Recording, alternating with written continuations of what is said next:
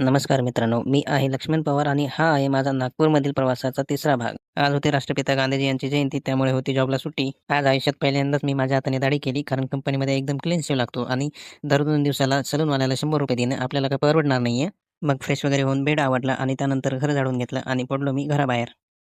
आज सुट्टी होती तर म्हटलं चला तर जाऊया कुठेतरी फिरायला. बाहेर पडलो तर बाहेर होतं गटारीचं काम चालू, त्यामुळे पूर्ण रस्ता उकरून ठेवलेला होता. बॅगेत सोबत आणलेले थोडेसे कपडे टाकले मी इस्त्री करायला. तोपर्यंत 11 वाजलेलेच होते. चला तर म्हटलं जेवण करून घेऊया. त्यामुळे आलो मी भोजनालयात आणि भोजनालयात केलं गरमागरम जेवण. तर इथे एक टाईमचे जेवायचे घेतात ₹80. चौकशी केली तर इथं 30 किलोमीटरच्या आत फिरण्यासारखं काही नाही आणि मला देखील इथलं ट्रॅव्हलिंगचं माहीत नाही आणि त्यातली त्यात हे नागपूरचं ऊन म्हणजे लयच बेकार. त्यामुळे सगळा प्लॅन मी कॅन्सल केला आणि म्हटलं चला तर आता रूमवर जाऊया. येताना मी खाण्यासाठी थोडेसे केळी घेऊन आलो. दुपारी झोप घेऊन बाहेर पडलो तर इकडे नवरात्रीचं डेकोरेशन चालू होतं.